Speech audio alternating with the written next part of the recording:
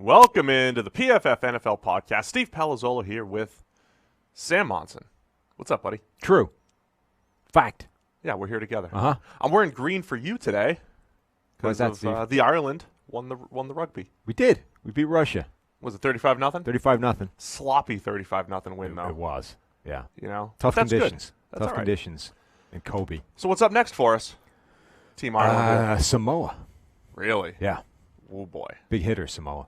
Oh yeah, they're tough. Yeah. Strong. Tough. Physical Team for sure. Yeah, I watched a little bit with you. It was like George and Eric would hate it. Yeah? It's just like 3 yards in a cloud of dust nonstop. A lot of run game. Lot of run game. There's no way that's efficient in rugby. Why don't they pass the ball?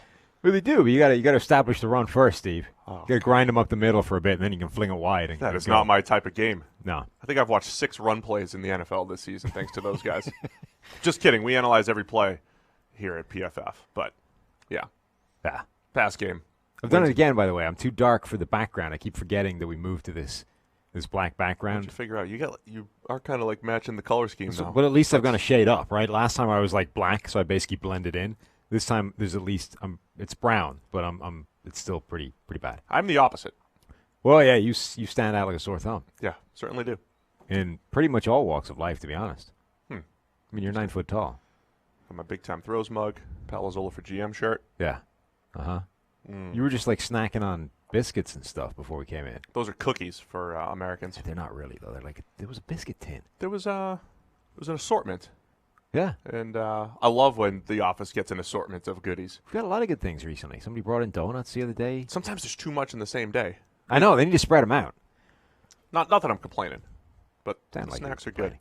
Neil's trying to crack down on the unhealthy snacks. He really is. It's not good for the work environment. Well, he doesn't want to pay for the unhealthy snacks with company funds. He doesn't mind, like, dipping into his own pocket. So now we have to get him. He's basically gambling for Fritos, right? Because all we want here is Fritos. Right. And if he loses his bet, he has to cough up boxes of Fritos, which he's perfectly happy to do. He just doesn't want to pay for it through company funds. But if we lose, we don't get our Fritos. I don't even care that much about Fritos. I'm just fighting for the right to have unhealthy snacks. I just want on the company dime.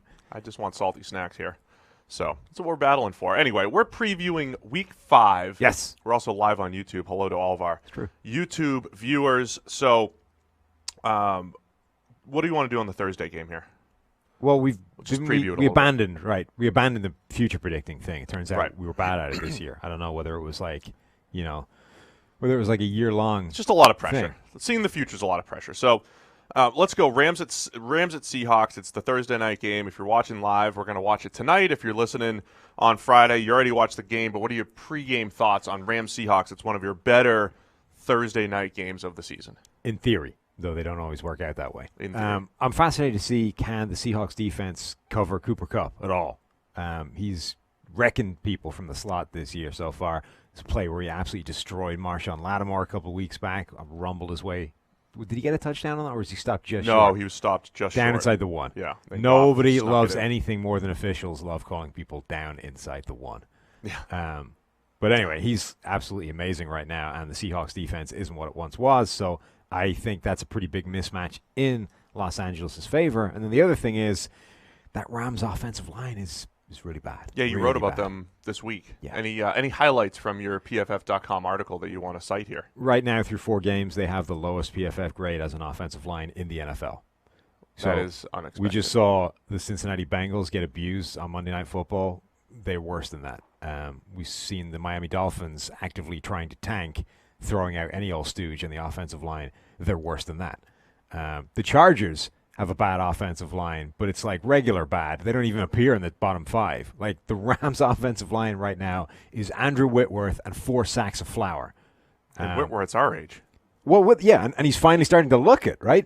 He's like his grading. Not completely, but yeah. His grade right now is like 20 points lower than it usually is. So Whitworth's playing badly for him, and he's still playing way better than anybody else beside him. Their play action percentage is down about 8% going into this Thursday night game. So last year's narrative on the Rams is their O-line is playing well, but you could also say it's been protected a little bit by that outside zone play action game and all that stuff. They're running a little bit less play action because they're putting the ball in Goff's hands a little bit more. They've had to play in some shootouts a couple times. They've played in some close games where maybe they haven't run the ball as much. I just wonder how much they need to be protected, right? Because they needed it. They were better last year and they were better protected by the play action game. And then this year, they're not being protected and they're worse. Yeah. We should tease tomorrow, by the way. Oh, we're going to do something on Friday. Yeah. Oh, speaking of Jared Goff. Okay, that's what it is. Huh? Right. Yep. So tease it. Certain analysts out there have suggested that Jared Goff last week played the best they've ever seen him. We would suggest that is, what would we suggest it is? Not the case? Not the case. Not the case. Let's go with that. It's wrong. We were going to suggest it was both wrong and not the case, and we'll suggest that tomorrow in an entertaining way on our YouTube channel. Yes, we will. Much like we did last week with Shannon Sharp. Yes. We'll just have some fun with it. It's not Shannon this time. It's a different person. With someone else. Mm-hmm. So we'll check it out on the YouTube channel. Going into the game, I picked Seattle. Did you pick Seattle as well? Yes, all of us did. No, Solomon picked the Rams, as did Austin. I wouldn't be surprised either way. I'm going to go the opposite of predicting. I could see either one. Who's winning here? Am I winning? No, we're tied. I am. We're tied. It's not what the score says. Oh, really? Yeah, score says I've got a game. Oh no, I'm tied with Nathan. Me and Nathan are winning. You are a game back. Nobody cares. So Rams at Seahawks. Enjoy Thursday night, and if you already saw it, glad you enjoyed it. So moving on to the weekend, Sunday's games. We'll go through each game one by one, get a little in depth on some of the bigger ones, and one of the biggest games, the Green Bay Packers at the Dallas Cowboys. Sam, what are you looking for in this one? So we all got a little bit ahead of ourselves, despite Brady preaching for the first 4 weeks that don't do that. It's 1 week, it's 2 weeks. Sample size isn't big enough. Don't get carried away. We all kind of did it. Unless it fits your narrative. Right. We all kind of did it with the Kellen Moore thing. Kellen Moore's a genius. He's the most woke offensive coordinator in the NFL. Dude is solely responsible for this Dallas Cowboys offense cooking and Dak Prescott looking like an MVP candidate. Only Dak Prescott's grade has gotten worse every single week of the season so far.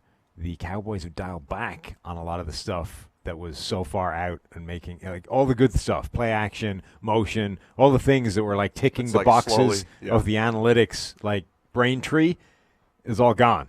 Well, not gone, but it's dialed in the other direction. So the question is, right, is Kellen Moore actually that woke, or we thought he was super woke in week one, or were they doing that for a different reason? Were they trying to, I don't know, was the game plan specific? Was he trying to hide something? Whatever it is, he appears to be going away from it, and that's not good. I mean, look, we've all overreacted to things before. A year ago at this time, Sean McVay's a genius, and anybody who's ever had a beer with him is getting an NFL job. Now it's all right, now McVay's still really good, but nobody's infallible, right? There are ebbs and flows. There are adjustments to be made. So if you're Kellen Moore right now, there's not major problems with the Dallas offense. They had one game where they had a tough time of it against a Saints defense that's been pretty good the last couple of years. So I think it's more of a question about did they go up against Washington, New York, and Miami in the first 3 games and then run into New Orleans? And then, sometimes the game flow and things change or whatever it is. So I think this will be a good one for them. It's a good test for both teams because the Packers have 3 games against bad offenses where we said, hey, I wonder if their defense is good or if it's because they ran into Mitchell Trubisky and Joe Flacco and rode Kirk Cousins. And then they ran into Carson Wentz last week in a run game that really torched them as, just outmatch up to them, I guess, from a scheme standpoint. So this is a good test for the Packers defense as well. Kellen Moore against that Packers defense. I think that is obviously a key matchup, but one of the things I'll be watching closely. I like it. It's a fun defense, that Green Bay defense. We've got Jair Alexander playing like one of the best corners in the NFL. We talked on the Monday podcast about guys like Kevin King playing surprisingly well. Darnell Savage looks really good. Mike Pettin is scheming up pressure really well. The only thing I don't like about this defense right now is that there is a ton of plays where they're not on the same page. Guys are misaligned. There's chaos in the secondary before the snap. We talked before about the crazy Jair Alexander play where they were misaligned and it was a mess. That's not the only time that's happened. You basically see it a couple of times a game where the whole secondary is screaming at each other because somebody's in the wrong place. Right. At some point, they need to get that straightened out. Otherwise, that's going to be a problem. So the Packers have an 82.4 coverage grade as a team. That's number 4. But their run defense grade, 4th worst at 56 overall. So we always say, hey, that doesn't matter a whole lot. So if you're Dallas, so it matters a little bit if you're cranking out 5 or 6 per carry like the Eagles did and not completely abandoning the pass, then that's a pretty good, I hate using the word balanced, but that's a balanced way to attack that defense. If you get sucked into trying to run 35 times, then eventually it's like, all right, you're leaving yards on the table by not passing. But this could be the game where Dallas maybe decides that they're going to rely on Zeke a little bit more, rely on that run game a little bit more because of what they see from the Packers. Is that a mistake if they get suckered into that? The fourth worst run defense by our grades, the Packers. Yeah, which is not great. Yeah. Where are we going? We both. Oh no, you went Green Bay. I went Dallas. You went Dallas. I went Dallas. I didn't feel great about the Green Bay pick. I think it's going to be this is one of the more here. even splits. We across the board as a group, we've almost evenly split. What about Dallas's O-line against that Packers D-line in that pass rush? That should be pretty fun as well. That'll be good. And Aaron Rodgers. We got to dive in deep to this game. Got to Sam. keep going on this one? Yes. Okay. This is one of the games of the week. Wow. Fine. Do you even understand how our document works here? Not at all. No. All right. You don't even have the document open. What are you talking about? It's right here. I have tabs. Okay. It's tabbed. That's fine. D-line, and then Dallas is banged up front. They're always banged up. Tyron Smith, unlikely to play, high ankle sprain. They had at practice yesterday. We'll see what happens. La'el Collins wasn't at practice the other day. We'll see what happens with a couple guys up front. But if La'el Collins wasn't at practice, or when he wasn't practicing, they had Connor Williams kicked out to right tackle. Suafila, not the worst plan. Philo at guard. Not ideal. So I mean, this goes from one of the best O-lines to many question marks there. I mean, that's always been the case, right? The second you go into the bench with this offensive line, things have not been good, particularly when Tyron Smith is out. Right. Like when they have to go to a backup left tackle, the wheels fall off immediately. And then, so to me, the biggest injury is Tyron Smith out for Dallas, and if Devontae Adams, most likely out here for Green Bay, who does Aaron Rodgers throw to? Because you've got guys that can cover in that Dallas secondary. Yeah, that's their biggest issue, whether Devontae Adams is there or not, is they don't have really a viable number two yet. They keep finding the odd play here and there, whether it's Geronimo Allison, whether it's Valdez-Scantling. Like somebody shows up every week as the next guy that gets a few of those targets. But there's no Binky. Right. There's no reliable secondary threat there, and they don't appear to be able to find one. Like nobody is elevating themselves in the pack and actually becoming this secondary target that they really need. Because otherwise you end up with that. You end up with the Cincinnati offense, right, which is A.J. Green and nobody else. And they're at their best. They look good when they're able to find second, a third target. Like the Packers don't have that A.J. yet. Green. Or Stephon Diggs. Apparently that's on the market now. Well, they won't get or, Stephon Diggs from I Minnesota. liked your idea before, Emmanuel Sanders. Yeah, Sanders would be a good pickup for Green Bay. So, yeah, to me, the injuries are going to be a huge factor in this. Because one offensive lineman means a ton, but if it is Tyron Smith and there's a trickle-down effect, or if La'el Collins is banged up, that hurts. And from a wide receiver standpoint, yeah, losing the guy that you trust the most in Devontae Adams, you want to get the ball out of Rodgers' hands. Maybe Kellen Moore will go back to being woke now that he has to protect the offensive line. Perhaps. We got to run those splits without Tyron Smith, like everybody's doing the without Zeke stuff, because that was the bigger issue in 2017. It was, though I seem to remember doing that, and depending on what you looked at, they weren't actually that bad. Didn't get the right answer. Was, they did have that one game where he got sacked 100 times. Right, the Adrian Claiborne game was just like a complete, total dumpster fire. Right, but that's like one of those games that's in the, well, they didn't have Zeke that game. Right, that's what I mean. That skews so the when stats. the ones that were janky is when you tried to split without Tyron but with Zeke. It didn't come back with numbers that made it look like Tyron was a problem. I gotcha. All right, so, yeah, I'm taking Green Bay. I don't feel great about it. This should be one of the games of the week, though. I was taking Dallas, and now I don't feel great about that either because you just told me everybody's injured. Do you want to just flip them? I don't think. No, the graphic is already out. It's in the wild. We're sunk. Whatever. We'll just cross it off. It's too late. All right. Tampa Bay Bucks at the New Orleans Saints. New Orleans. Yeah. That's how Big Al says it. I know. Welcome back to New Orleans. Yes. Nolans. No. Is there a bigger difference in quarterback style than Jameis Winston and Teddy Bridgewater? Oh, Teddy makes me sad now. He played better last week, ish. The Bucks look good now. Yeah. I didn't see that coming. It kind of came out of nowhere. Bruce Arians came out with a couple quotes this week. He said, look, my system, it takes about 8, 3 9, weeks? 10 weeks. Oh. It actually takes him a while to master. Here at PFF, we have former NFL coaches rolling through here quite a bit, mostly in the offseason, but even right now, guys that are kind of in between jobs, former NFL coaches. So they've been coming in a lot. We had a guy in just yesterday, and he wanted to watch Tampa Bay's offense. So he sat in the room, and we just watched every play. And he just kind of broke down what he saw. And it's always interesting to get those takes, but it was a lot of, hey, Bruce Arians is running his favorite running play, which is duo, and he's always trying to get the running back out on the edge. But we're watching Jameis, and there's a lot of, hey, when he sees this look, he should be going to this side of the field. And then the ball snapped, and it's like, all right, good job. But there was a handful of plays where it's like, Jameis, what are you doing? Jameis, what are you doing? And then there was one play where he's like, all right, here's the look. There's no way he should throw it. Oh, Jameis, what did you just do? And it was the Marcus Peters interception. That was the pick six, and wasn't good. So here's the thing, right? Teddy's completion percentage has gotten better every week. His PFF grade has gotten better every week. His passing grade has gotten better every week.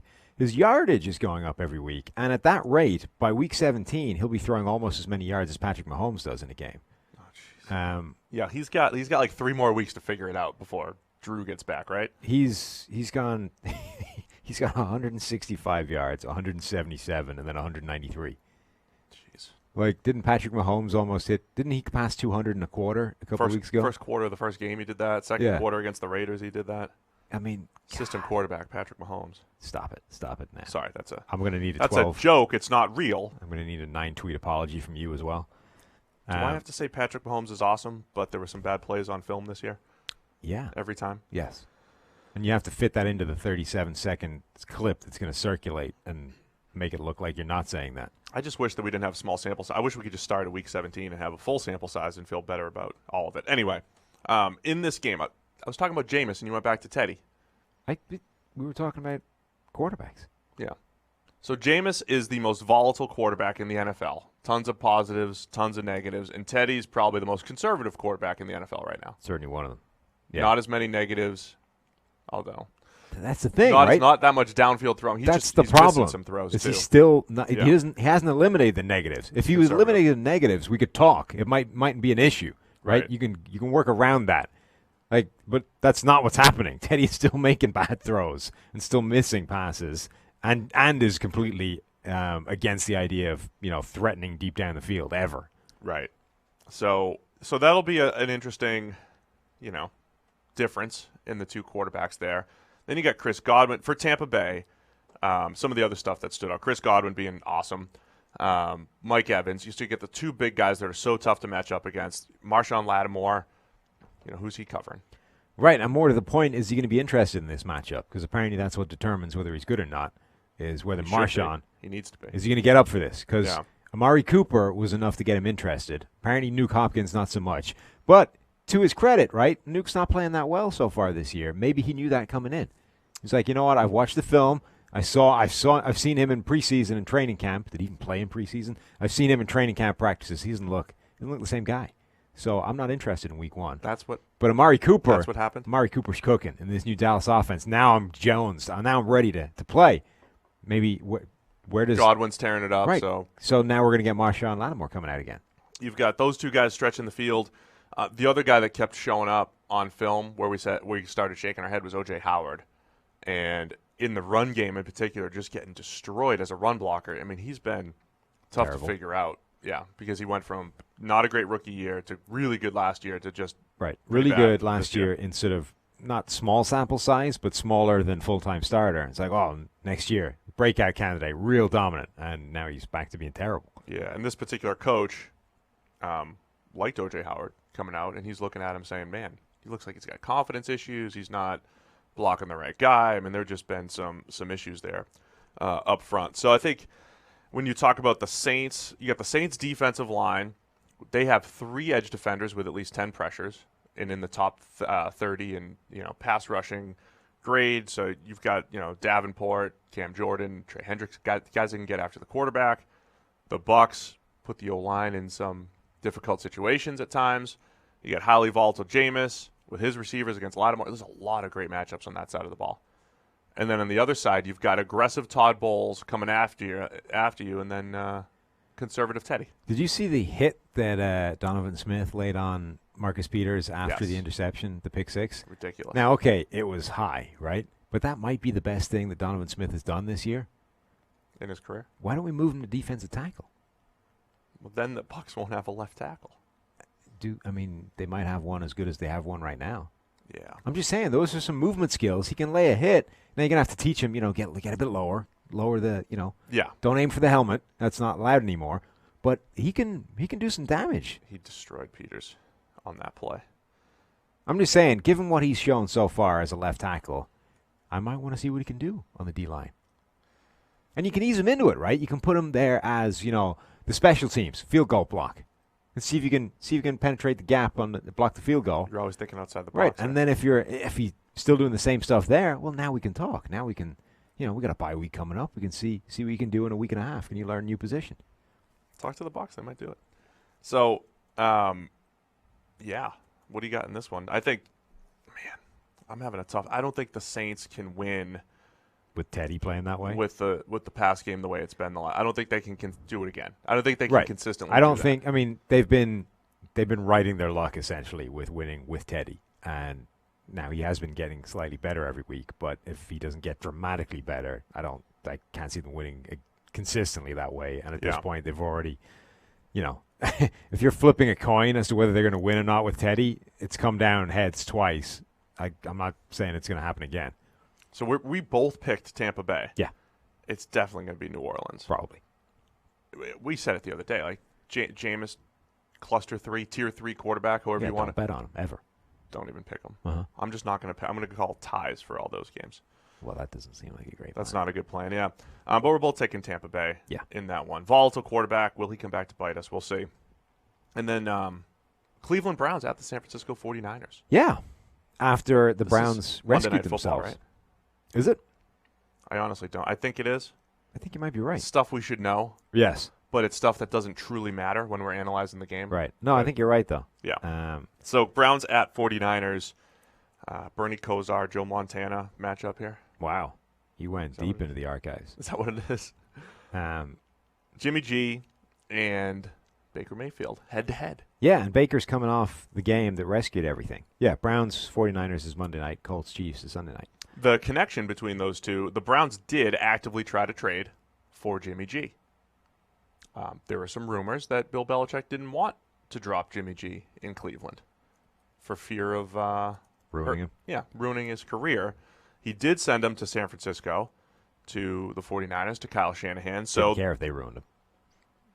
Well, they weren't. He just trusted Kyle No. with his little guy. Okay. Here's my little guy, Jimmy G. It's like taking your kid and sending him off to Daycare. school or something. I was going to say. You telling me the I was gonna say 49ers college. the 49ers are Patriots daycare? Well, yeah, because when Brady retires in 7 or 8 years, they'll probably trade for Jimmy G back. It doesn't seem worth it in 7 or 8 years. He'll be about done. Maybe not. Oh, did you see the story about Tom Brady's shoulder pads? No. Tom Brady's shoulder pads are 25 years old. Really? He is wearing the same pair that he wore his freshman year at the University of Michigan. Huh. Tom Brady's shoulder pads are older than 5 of his teammates. It's amazing. They're a year older than Jarrett Stidham. Wow. Right? Who got that story? What a scoop. Mike Rice. Reese? Reese? Mike Reese. It's not R-E-I? Yeah, it's Reese. R-E-I is right. Sam. It's Mike Reese. But that's how it's spelled. Mike Reese gets all the good stories. ESPN Boston. Anyway, fascinating. 25-year-old shoulder pads. But apparently, so I was like, how can you possibly have shoulder pads at 25 years old and them not be in, like, tatters, right? I have, like, a T-shirt that's a decade old. Looks like it went through a... How many hits has he really taken in that time? Well, that's what a lot of people were saying.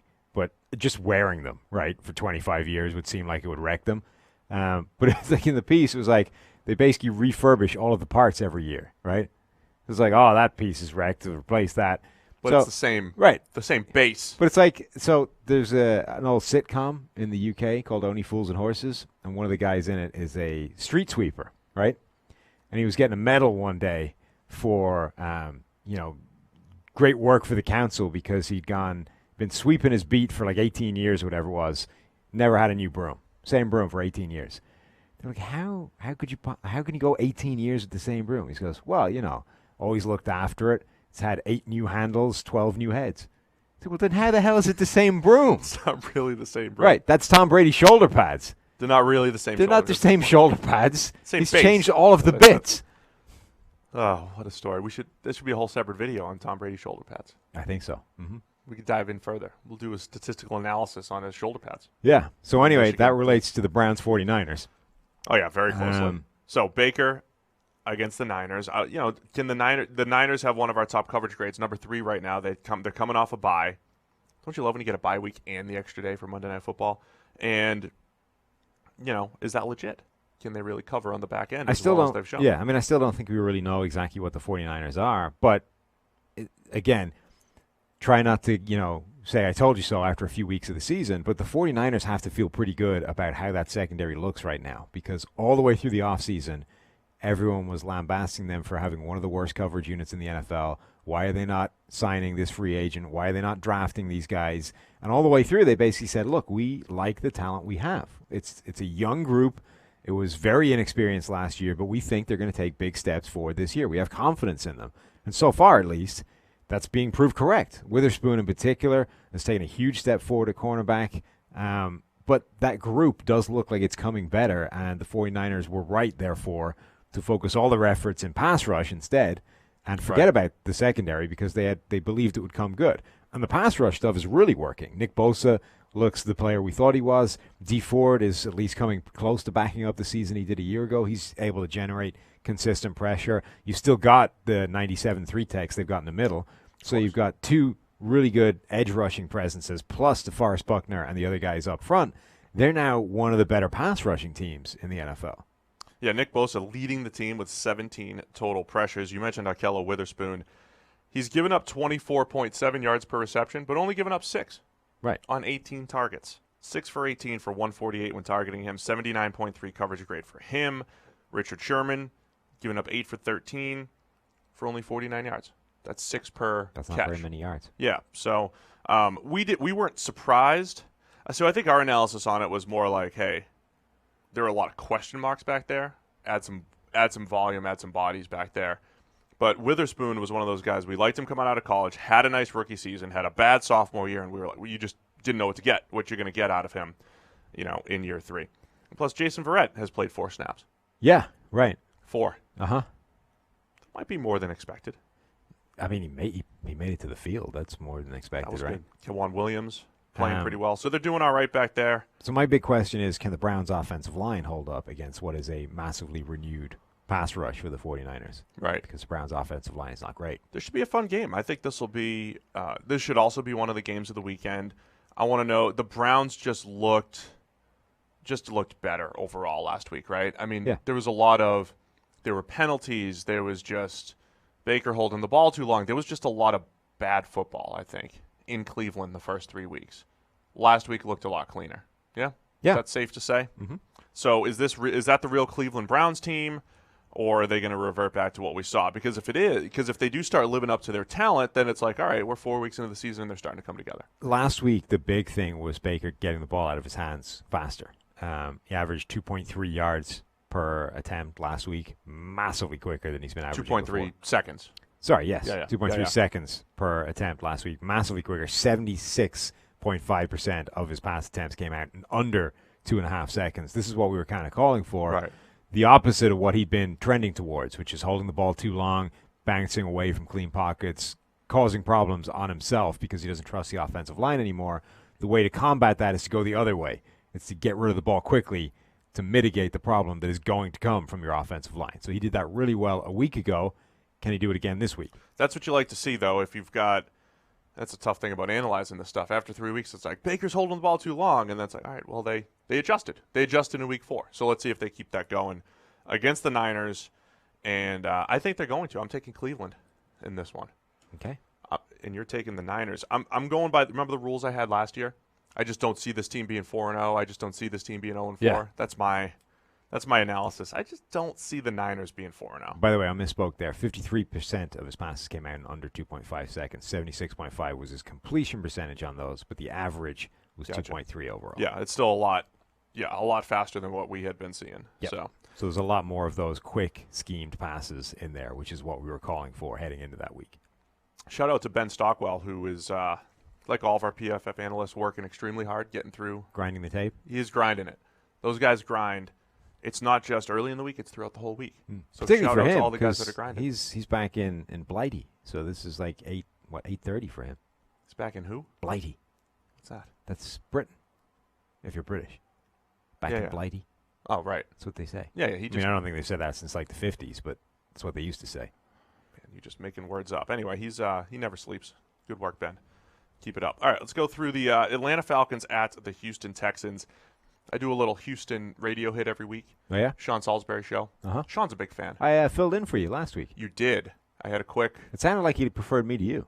There's no way that Sean likes you more than me. I mean, he sounded very enthusiastic about it. Sean is pretty enthusiastic, and he likes things. He's good like that. Yeah. But there's no way he likes you more than me. I mean, loves me. A lot of people seem to. We met back at Radio Row at the Super Bowl. He's a big Steve Palazzolo fan. Oh, okay. That's what he tells me. Has he got a Palazzolo for GM t-shirt? No, but he should, especially when we make this navy blue and say how hard could it be. It's in Houston. Right. He needs that. Uh-huh.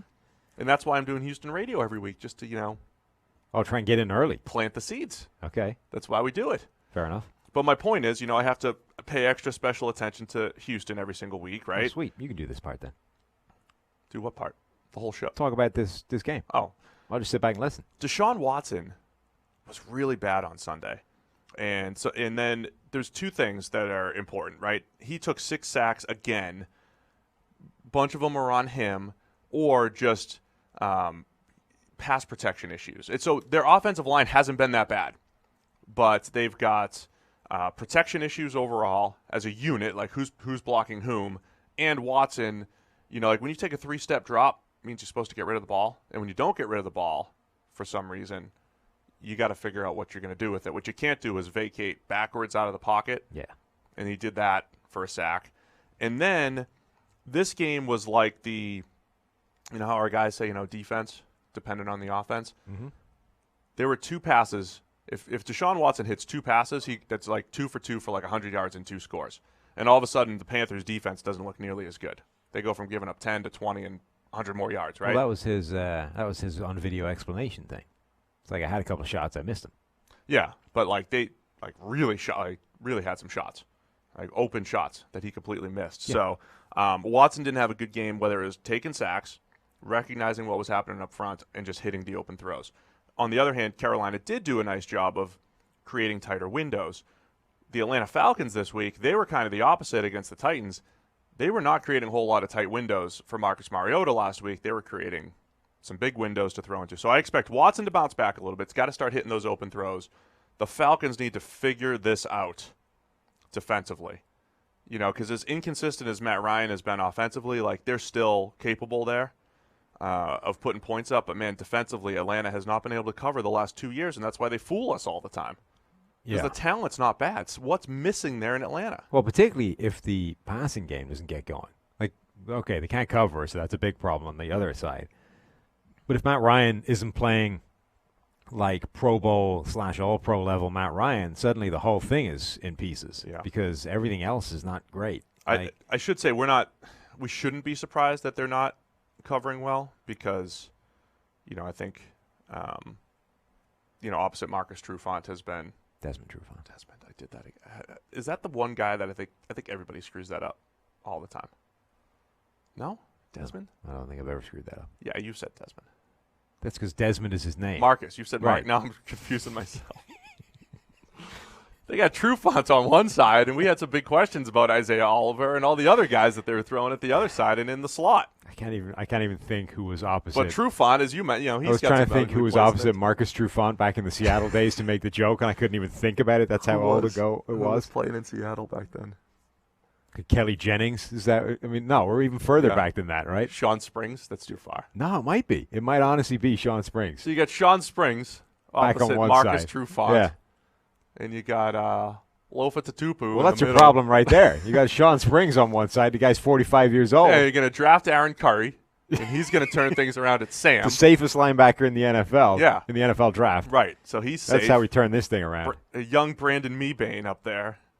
Now I'm just confusing eras. Yeah, right. Anyway, Now you're just naming Seattle players. Anyway, Atlanta struggling on the back end. Hey, Marcus Trufant's one of the few players that's older than us. Hey, how about that? He's 38 years old. Good for him. Yeah. Born in 1980.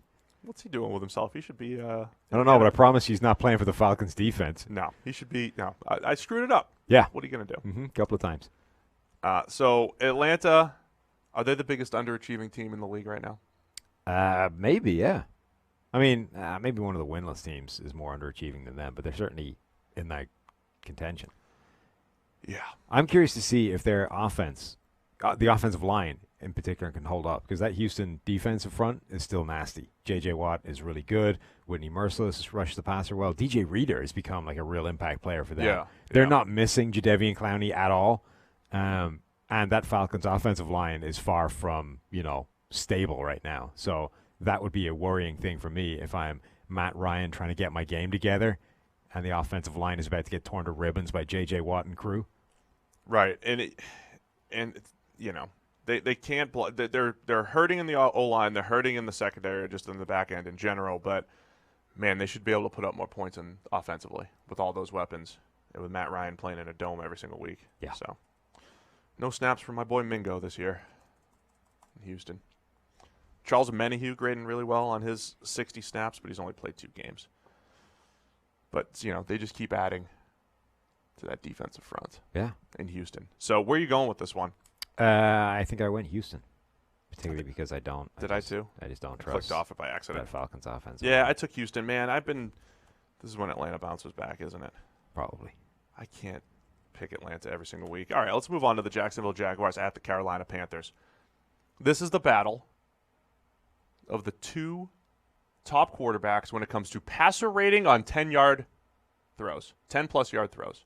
10-plus yard throws. So 10 yards or more down the field from the line of scrimmage.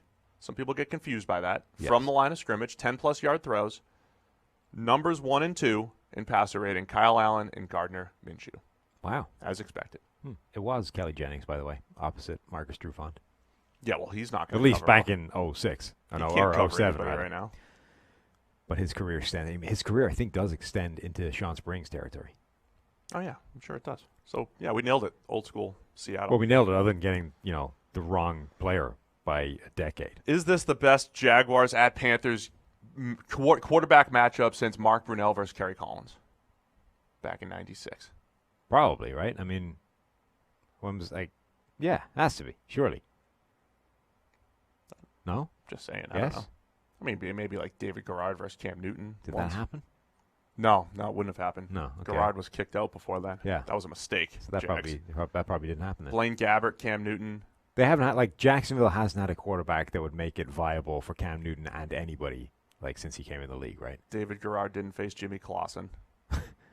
So Gardner Minshew and Kyle Allen. Kyle Allen had a great week 2 weeks ago against Arizona, came back down to earth last week against Houston. Even then, made some pretty spectacular plays, though. He still did. Yeah, he's been impressive. Been better than expected. It's all about expectations. Yeah. And the mustache is just money. Are you talking about Minshew? Yes. I said Kyle Allen. I know. I said and the mustache because we're talking about the 2 quarterbacks playing each other. Right. You see? So they're also giving out mustaches or something like that too? I saw somebody in the locker room wearing one, doing an interview with a mustache. I mean, does that mean Nick Foles is on the trading block or what? Well, this is these are the questions we pose, right? If he continues to play like this, what do you do? Yeah. I suspect what happens is they play that he's week to week, and then they just wait for Minshew to have a terrible week, and it's he's healthy again. No, you don't want to hurt your future quarterback's confidence. How would you be hurting his confidence? Minshew? By benching him. He's the future. The dude wears a red suit and a shiny silver shirt. When he was in college. He's the man that would wear that outfit is not concerned about being benched for a week. So you would play with his emotions because you think he can handle it? Yes. I think Nick Foles can handle the emotions. Well, look, the dude won a Super Bowl that he had no business winning. I'm just saying, he dominated. If it was me, I might not. I would probably go to Minshew anyway, right? But I'm just saying that I don't think you have to be concerned about Minshew's reaction to being benched. The guy works out. The guy stretches in just a jockstrap and aviators in the locker room.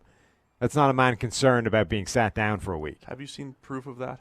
No. This is just. Nor do I ever want to. People are just adding to the legend. I mean, whatever. All of the legend things suggest that that's not a man perturbed by saying, take a seat, sir. Nick's starting this week. Jalen Ramsey may not be going. Again. What's his trade value? Have we broken that down on the YouTube channel a few times? I mean, we talked about it, but What would you do with Jalen? trade him. He wants out. Just get what you can for him. Yeah, phone up the Chiefs and say, what's your highest offer? Yeah. All right.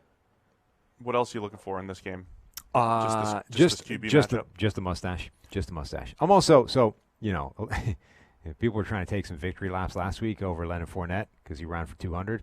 Might be the least impressive 200-yard rushing performance I've ever seen in my life. See, you gotta just give credit when it's due. We sound petty if you're going to not give credit. Like Bud Dupree, who you love to trash, he had a strip sack the other night. And you're going to say, well, it was against Andre Smith, who's a right tackle who hasn't played left tackle since 2008, and you're just going to take everything away from Bud Dupree. Just give the guy some credit. I'm not taking it away. I'm putting context to what happened. Leonard Fournette's 200 is the Bud Dupree strip sack of running back performances. Yes. It came against Andre Smith. But just give him nice job, Leonard. We said it. We did say it on Monday. It was the closest he looked to LSU sophomore year Leonard Fournette. If I went out there into the parking lot, right, and pulled a giant wheelie bin out there, like a trash can, right, and said, run around it and sack the quarterback, and you pulled a beautiful swim move, went clean around the trash can, and took down the quarterback, would you expect me to give you the same credit than if I'd said, go do that against Joe Thomas? I mean, there are different levels of credit. This is what I'm saying. But the trash can's still NFL player. Right? No. Andre Smith's not an NFL player. Somehow somebody is paying the trash can to go out there and protect Andy Dalton's blind side. But that does not mean that you give the guy that beats him credit. Just let people be positive about I am fine. Leonard Fournette for a week. No. He had that other 80-yard run when he never should have that one time. He was okay last week. I'm just saying that's probably going to come down to earth this week because why wouldn't it? Carolina's pass rush has been pretty good. They're in the top 10.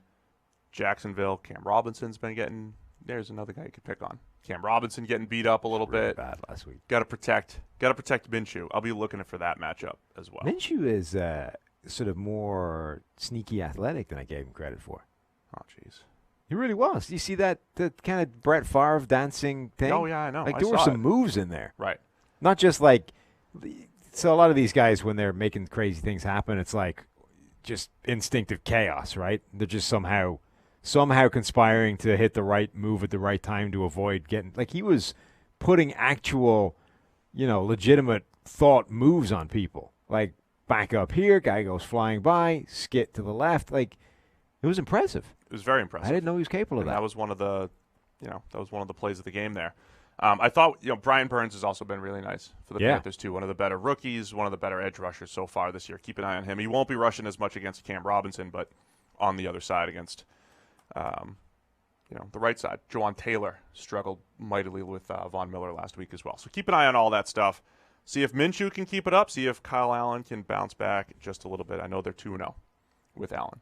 Yeah. So two guys overachieving so far at quarterback. Who are you taking here? Carolina. I'm taking Jacksonville. Okay. I can't bet against Minshew. New England Patriots at the Washington Redskins. What you looking for? So, Gruden came out during this week, Jay, not John, and was asked about their plans at quarterback for Sunday. This is the second straight week you're going to give us a quote that is incomplete. But go ahead. And said, we don't have one right now. We don't have one. No plan. This is why people don't trust the media and quotes and all that stuff. No plan. No plan right now. Yes, and then he was joking around, ha, ha, ha, maybe we'll announce it at 1 o'clock on Sunday. He's being coy. I am just saying I don't think they have a sensible strategy for this game. He's being coy. Either we throw the rookie out there to get murdered, or we throw Colt McCoy out there to get murdered, or that's it. Somebody's getting murdered. Who do you want to get murdered? That's basically what you're looking for in this game. One of those Washington Redskins quarterbacks is gonna end the game, in the back of a trailer. That's what's going to happen. And it's just a case of which one.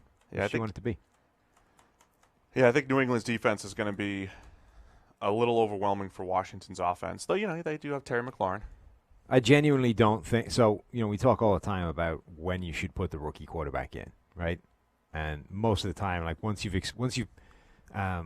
got to the end of the useful shelf life of the starter, it's like, well, you might as well put the rookie in because there's no point not at this stage. The Eli Manning, Daniel Jones thing. The only time that's different is if you think him being out there would actually do him some harm. I'm not talking physical harm this time in terms of actually getting broken. Mental harm. But, right. Does he get anything out of going out there, being completely confused and owned by a defense that's better than him and more sophisticated than he's capable of dealing with right now, and has a stinking game to the point where you may need to bench him within the game just to save him from himself? Like, is there any way that this game can go well for Dwayne Haskins to the point where it benefits them playing him? Yeah, I mean, if they complete a few passes. A few passes? Yeah, like if he randomly throws for 250 and, completes 60% against a New England defense that, people are barely completing 40. What if he does that whilst throwing 4 picks and that being the reason that's they not lose? great. Yeah, right. That's not good at all. Yeah, so I think not necessarily this game, but Haskins not looking good in his very small sample, right? Kyler Murray, slow start. We've already trashed Trubisky quite a bit the last 2 years. Those three guys are interesting data points in the whole one-year starter debate. That's what Cam Newton did as well, right? You had 1 year of real action for those guys starting. Haskins had one extra game. Trubisky had a few throws the previous year, before he started. But, overall, they started for 1 year. And I think the people who believe in experience for college quarterbacks, like Mayfield being a 4-year starter and Darnold 3 years, all that stuff, might come back and be like, wow, these 1 year guys are really risky. There were guys that used to swear by that. Like Mark Sanchez I'm was only a 1 year interested guy. if the guy has more than 30-something college starts. Right. Like I'm not even looking at the other people. Yeah. Here's the thing, though. So this week, they're playing the Patriots. Almost no way that goes well. Next week, they get the Dolphins. So you're saying don't put Haskins out there. Don't do it to him. Maybe garbage time.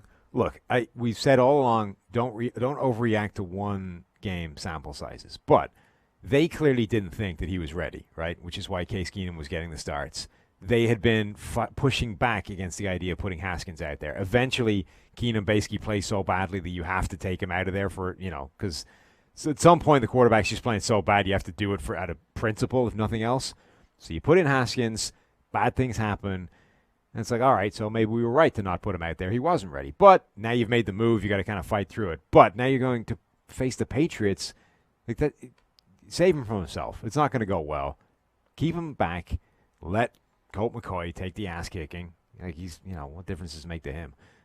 Wait, is Case definitely out? I think so, yeah. And then put Haskins in against the Dolphins. Okay, smart. Yeah. Right. New England offensively, they're looking for a bounce-back game. Tom Brady coming off one of the worst games of his career last week at Buffalo. Declining. Complete decline by Tom Brady. But there are some, after 3 really efficient weeks offensively, a disaster last week. That's what happened last year. There were some just really bad games offensively for New England. So I think it's important for them to kind of find their rhythm and get back on track here. So we'll see if they do that at Washington. Keenum returned to practice today, which is Thursday, but he was in a walking boot yesterday. So it would seem unlikely he plays. But you got 3 quarterbacks.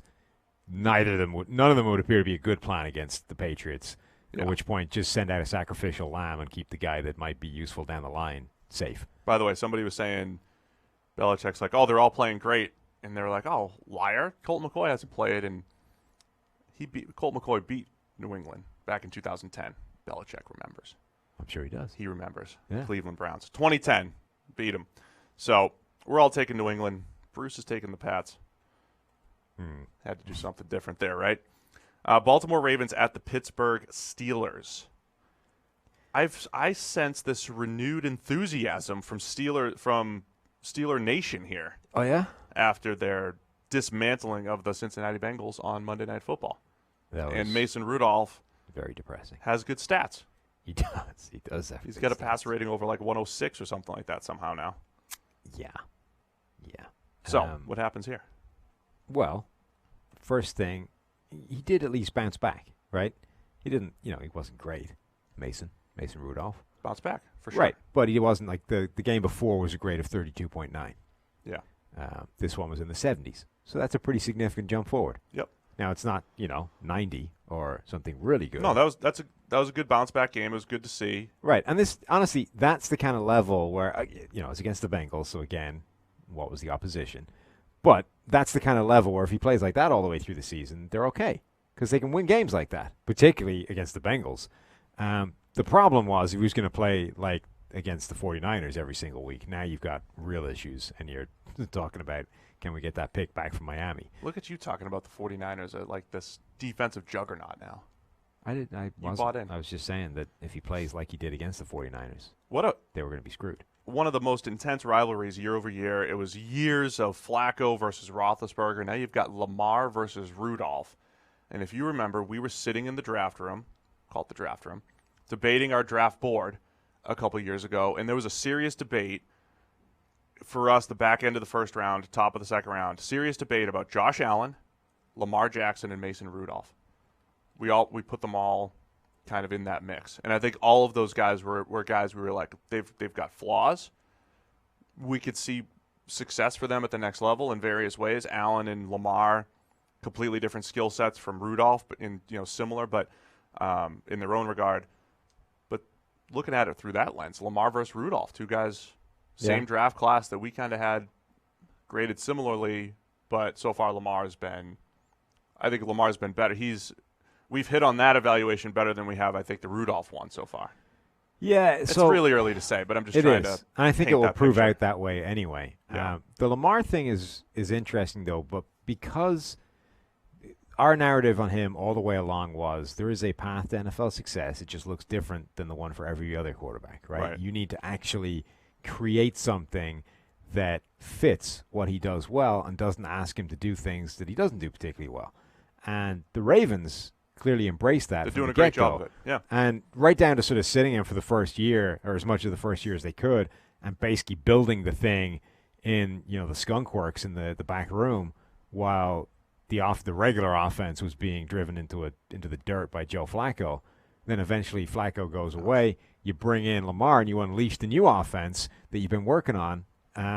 They've actually embraced that idea, but because of that, I don't want to say he's not a product of the offensive system, but he will get help from his offensive system in a way other quarterbacks might not, right? And it's because of his skill set. Yes. Mostly. So because you know that this guy has a unique skill set, you have to create this offense around him, everything works together the way it should, right? Which is quarterback working with a system that works with the quarterback, right? Quarterback executes the system, and the system helps the quarterback execute it.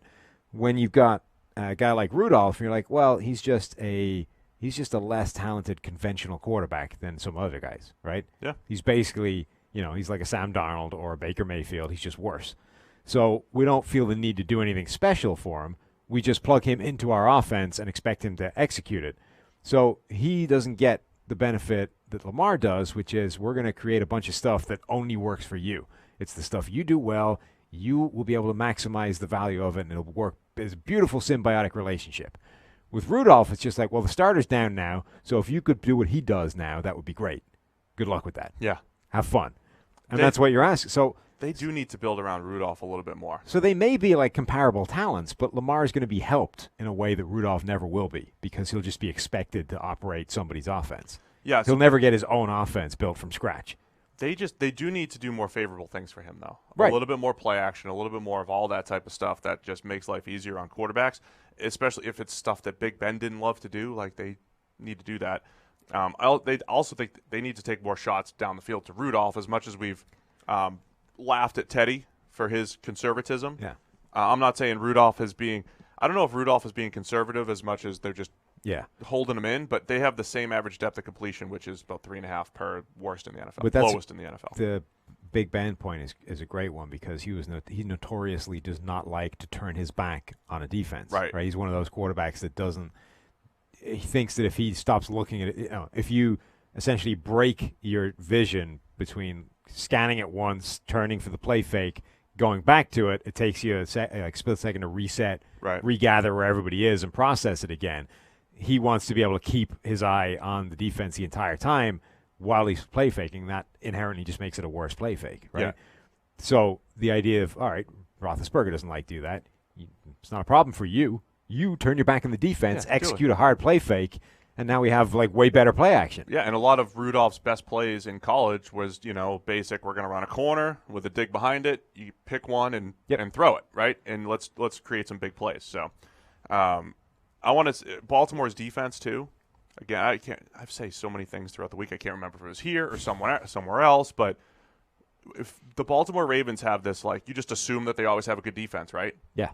Even coming into this year, they have not been good the last few weeks. Right? That was part of the anti-Mahomes argument against us.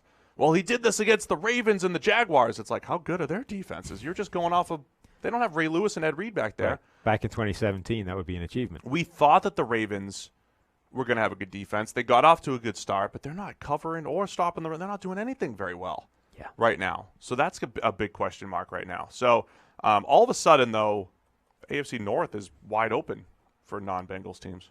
For non-Bengals teams, the Steelers, they have this really interesting sort of defensive line up front with Stephon Tuitt and Cameron Hayward, who are. I was talking about this earlier today about Jurrell Casey, right? It's like Jurrell Casey, as with every other year, is playing really well, but because he's like not even in the same stratosphere as an Aaron Donald or the players that are right at the pinnacle, right? Nobody notices. Just completely. Entirely anonymous, right? Underrated again. It's like his ability to be consistently that good is amazing. The Steelers have the same thing, only they have two of those guys. They've got Stephon Tuitt and Cameron Hayward, both again playing at a really high level. Just again, a noticeable step down from the very, very best of the league. Right. So people forget about it. They don't get noticed. But that duo is pretty ridiculous. TJ Watt has really come on. He's genuinely kind of developing into one of the best young pass rushers in the NFL. And even Bud Dupree's grading well. Now, okay, some of that was against Andre Smith. Strip sack, Andre Smith, yeah. He's grading well. Like, even before that game, he had some good games. Giving Bud some credit. I'm just saying that when, things are rolling well when Bud Dupree is grading okay. The Steelers have one of the number 2 pass rush grade, but still one of the worst coverage grades on the back end, so they need to... Bud's got 12 total pressures. It's amazing. And only, a few of them came against Andre Smith. How many came against Andre? He was one of those guys who flashed for me as a true freshman. He only got a strip sack against Andre Smith. What? Only one. What do you mean? He only got a strip sack against Andre Smith, as we just referred to, is a human garbage can playing left tackle. Jeez, Sam. And somehow... Just give Bud some credit. Somehow Bud only got one strip sack against him. Who are you taking in this game? I don't know. Who did I take? We both took Baltimore. Okay, there you go. Bruce, of course. Pittsburgh. Hometown Pittsburgh for Bruce and his former team. All right, New York Jets at the Philadelphia Eagles. I see that you're looking for just nothing. Yeah. You left this one blank? Nothing at all. No notes. There's a quote from Sam Darnold today on playing again. About his spleen? Sort of. I want to make sure that I'm safe out there and that I'm not going to die. Huh. Seems fair. I say wait another week if you think you might die this week. I say wait. At least this time he didn't refer all questions from to his spleen to his coach. Yeah, look, if you're talking about my spleen, you're going to have to see Adam over there. He's the expert. Yeah. We've talked a lot about Carson Wentz this week because he is our highest graded quarterback. We talked about that in the pod too. Yeah, we talked about it during the Stevenson. Yeah. Well, that's the midweek one. The audio people didn't hear that. Yeah, the audio people didn't hear. I got that stat, right? If you just take, so Carson Wentz has 5 big-time throws that have fallen incomplete. Yes. Out of 24 in the NFL. 24 total in the NFL, 5 of which are Carson Wentz's. So that's over 20%, Sam. Big-time throws, highly graded throws, really nice throws. Dallas Goedert's hands here, J.J. Arcega-Whiteside, Nelson Aguilar in the lights, all that stuff, right? Really nice throws by Wentz that have fallen incomplete. Last year, the league leader was Aaron Rodgers. He had like 7 or 8 of those. Mm-hmm. So Wentz already has 5. And just those 5 throws, give him the completion, give him the yardage, give him the Aguilar 60-yard touchdown because he had all this room. He goes from 6.6 yards per attempt, which is bad, to 8, which is like good. 5th or 6th in the NFL and really good. Passer rating, he goes from about 17th or 18th in the league to 8th. So he drops 10 spots on 5 throws. So, again, not saying, hey, do this for every single quarterback, which we do. We do put this context out there for every single quarterback. This is just an example that 5 throws over a 4-week period can make a huge difference. Carson Wentz is playing better than the stats would show. That's the whole point, by the way, with all that. It's the whole point. When we come up with these numbers, it's like if you did this to this, it would change this number in such a fashion. And everyone comes back and say, well, just do that for every quarterback then. It would change. Like, that's the what whole the point grading is does. That's what the grade is, right? We have done that for all the quarterbacks, and that is why the grade is different to the numbers. We're trying to explain why that is and how those numbers can be changed in a way that happened when you look at the grading. Another way of saying it is if you could control the uncontrollable or just change things that are uncontrollable, how would your perception change, right? How would the perception of Carson Wentz change if 5 things happened differently that were out of his control? Yeah, that's always the idea of, like, the game-winning drive to end the game. If the kicker makes it or not determines whether or not the quarterback is an idiot or a hero. Well, Daniel Jones was a hero because Tampa Bay missed a field goal that 1 week. Right. But that's the percent. The Tom Brady, the first half of Tom Brady's career was like, well, if Vinatieri misses all those kicks, is anybody even talking about it? That's the way the narrative can change. It's like either he's the most clutch quarterback ever because his kicker made all the kicks, Still is, or his kicker misses all the kicks and he's just a guy. He's just Jim Kelly. I don't have this. I don't have the Tom hate. I'm just saying the perception can change based off things that are completely outside of the realm of the quarterback's control, and that's what we try and grade. I don't accept your analysis on Tom. Anyway, Wentz is playing better than the stats would show. Yes. The other way we do it, just from like Mahomes has the lowest drop rate in the NFL. That'll help. That's like the inverse of, if 5 or 6 more passes are dropped, the numbers change too. We used that against Trubisky last year. Mm-hmm. Just to explain. We're trying to explain and add context. We're not trying to create narratives. We're trying to explain our grades to people. Oh, my gosh. Anyway, I think the Eagles overwhelm the Jets here. Yep. Yes. Yes. All right. We're all taking Philadelphia here, right? Yeah. Mm-hmm. Anyway, Minnesota Vikings at the New York Giants. I know what I want to see. Oh, yeah? What do you want to see? There was a point. So Carson Wentz's rookie season, 2016. We're about 5 weeks into the year. And he was playing a more conservative brand of football, but playing pretty well. Wasn't missing throws and all that stuff. And then he ran into Mike Zimmer, and he was a disaster. It was rookie Carson Wentz against Mike Zimmer's defense that creates pressure and double-A gaps. And we talk about this every week. We talked about it, that matchup against Trubisky last week. Daniel Jones against Mike Zimmer. And if there's been one of the negatives for Jones so far is holding the ball a touch too long in the pocket, fumbling, ball security. So is he still going to be hanging in there making these throws, or is he going to face a little bit more pressure, unexpected pressure? How's he going to handle it? Even at home, I want to see that matchup. Okay, I like it. What matchup are you looking for here? So, what are you looking for? There are rumors swirling that Stephon Diggs wants out of Minnesota, that they may trade him, that, all of these things. He's unhappy. And they're going up against the New York Giants defense, coverage unit in particular, which is not good. Right. So we have our thoughts. Right. What's going to happen here? And if you've listened to Stephon Diggs this week, he's been talking to the media, and he hasn't exactly cleared it up. Right. It's like he said he wants to be here. Do the Vikings want me here? I'm not happy. It's not like he's come out and hard and fast and said either, yeah, I want the hell out of here, this is a disaster, trade me now, kind of way Jalen Ramsey did, or no, I'm happy here. Things are fine. I don't want to go. He's kind of hedged his bets. He's been somewhere in the middle. I'm definitely not happy, the same way Adam Thielen isn't happy, and basically nobody on that offense is happy right now. But he stopped short of saying, yeah, look, I want out. So that would indicate that the situation is salvageable, at least somewhat, right? Right. Now you're going up against the New York Giants. Their defense is not good. And if this was this is a game that the Vikings might actually be able to pass a reasonable degree, are they just going to throw the ball 15 times to Stephon Diggs, try and pacify him over the course of the game? Does he go one-on-one with Janoris Jenkins, who's given up a passer rating of 102 this season, and more than 60% of the passes thrown his way to be caught? I'm just curious to see what that dynamic looks like. Do they go away generally from this run-heavy system that Mike Zimmer's utopia on offense? Do they go, look, things are going horribly wrong right now. The offense is a mess when it comes to passing. These guys happy. Right. Kirk Cousins is holding onto the ball for an age. Do we say, look, quick passes, get it out of your hands, feed the ball to Stephon Diggs, the guy's miserable, hit Adam Thielen on a few slants, the guy's the best release in the league. Just do what makes these guys happy and try and get the passing game righted. We'll go back to running the ball later on. Or do they just go, no, I want to run the ball, and we're going to do that until everybody's miserable? They need to pass. I'm still fascinated the fact that wide receivers usually get upset when you've got bottom, like the real bottom tier quarterbacks throwing you the ball. Well, he is now. Right now, he is. He's not going to stay there. Like Kirk Cousins is not a 53 grade quarterback. I mean, that's not what he is, right?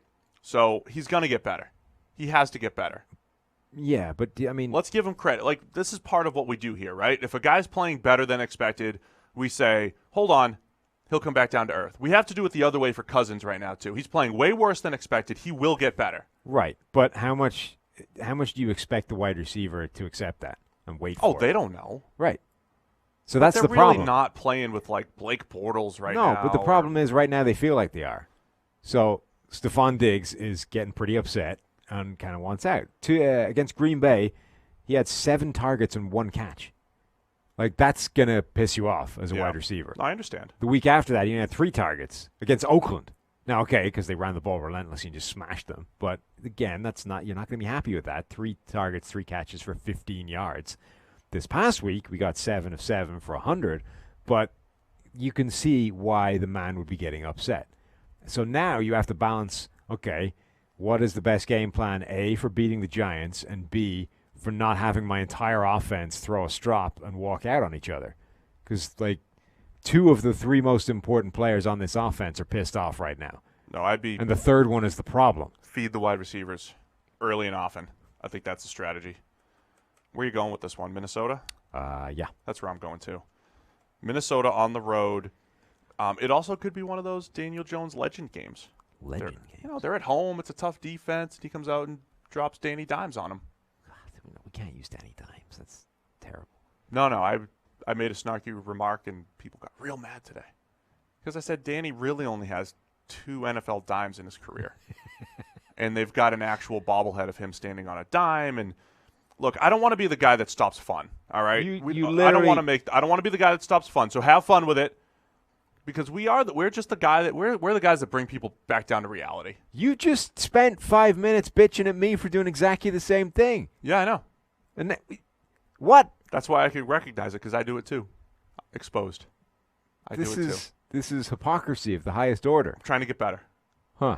Danny Dimes, positivity. Danny 2 dimes. He's got 2 of them. Yeah. In 2 games. Mm-hmm. It's pretty good. 2 big time throws for Daniel. Let's see. What have you written about this next game? It's in London. Yeah. The London Silly Nannies. What is that? It's from Family Guy. Oh. It's the future team in London. Oh, is it? That Neil's probably going to be he'll be like GM or something like that. Yeah. Khaled doing all the dirty work for him. Okay. Yeah, the way it usually goes. When the Silly Nannies get... This is the start of Oakland's journey around the world. Ethan will be over there. He'll get a job with the London Silly Nannies. Okay. Back to his home team. So anyway, it's in London. Chicago Bears at Oakland Raiders. Yeah. At. Right. It's about as far from at Oakland as you could possibly get. But the Khalil Mack Bowl. Yeah. That's the most interesting thing about this, right? Khalil Mack is angry. He wants to prove a point. You guys shouldn't have traded me. Idiots. Assholes. Now I'm going to get 7 sacks against you. So, A, the guy's pretty dominant. B, you've just pissed him off. C, you've still got Colton Miller playing left tackle. This has got train wreck written all over it. Yeah, I'll be looking at Chase Daniel too, obviously. Is he an upgrade over the Bisc?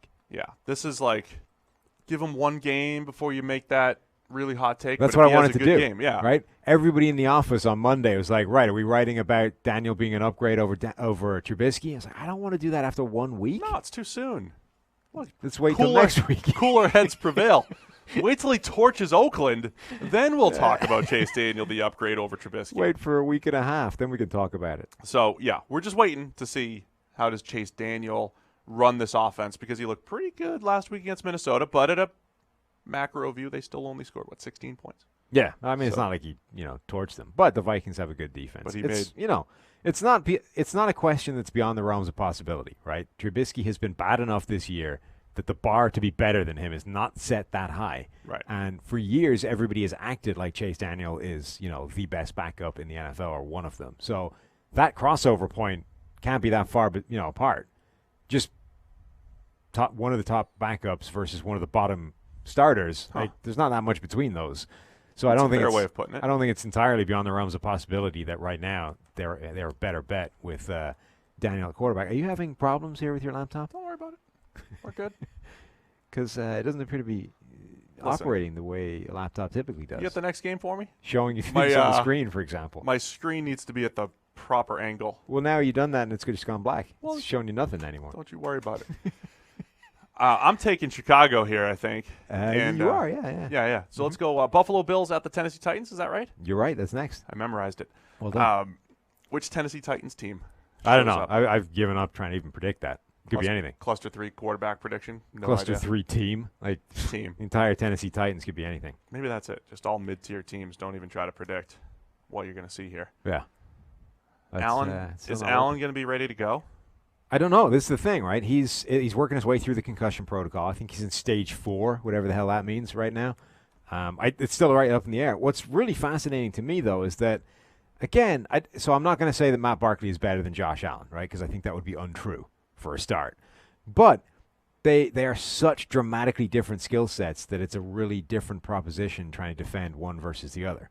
You've got Josh Allen, who down-to-down efficiency has not been great, but is capable of making spectacular plays both in the air and on the ground, is dangerous as hell, right? He's one of those players that I think a defense would hate going against because you just, even if you got to contain the whole game, you just know that you're only a couple of plays away from stop. You have to prevent like 4 or 5 of those big plays every week. It's like what we just talked about. Yeah, don't let him get it's those. like what we talked about the Tyreek Hill one-on-one versus Jalen Ramsey, right?